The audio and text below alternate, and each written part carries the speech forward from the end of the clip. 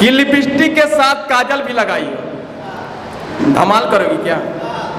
कि लिपस्टिक के साथ काजल भी लगाई हो, धमाल करोगी क्या? यूं ही जींस टॉप पहन के गोरखपुर मत आया करो, बवाल करोगी क्या? और लिखा था मैंने कि तुम मोरनी जैसन चमका तारू तो हम तोहर मोर है, कि तुम मोरनी जैसन चमका तारू तो हम तोहर मोर है, तू हमारा नरिया कौजोर हो तो हम तोहर सुबैया के भोर है।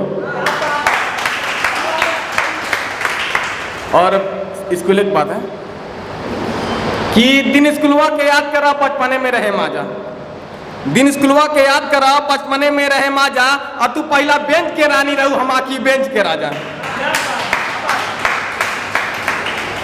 और कि ना गोरकी पसंद बिया ना पतरकी पसंद बिया, कि ना गोरकी पसंद बिया ना पतरकी पसंद बिया, भला ही छोट तनी मोट कटिंगवा अच्छा रहे चाहिए भाई, हमके सबर की पसंद बिया।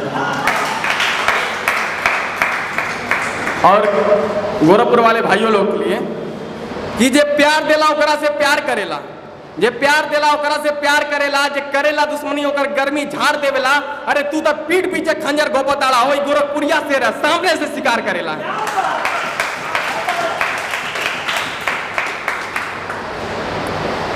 कि अखिया में कजरा लगा के मार डलू का, कि अखिया में कजरा लगा के मार डलू का, और मोहब्बत की इजहार के नहीं इनकार कर देलू, है अपन दिल हमारा कहना देबू तो आचार डलू का।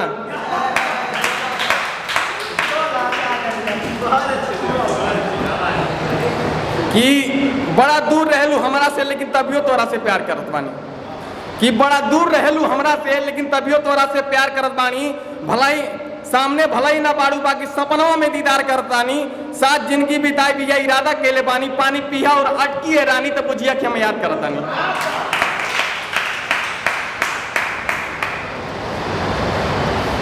कि अपना आपके गुंडा बनेले तो सगरो गुंडाई निकाल दिया सन, कि अपना आपके गुंडा बनेले तो सगरो गुंडाई निकाल दिया सन। ई गोरखपुर के लइके हुआ बात बात पे ना लड़ने लगे, माथा पर चढ़ जीबे बेटा पकड़िया बबुरिया चढ़िया सीना पर कर जाओ फाड़ दिया सन।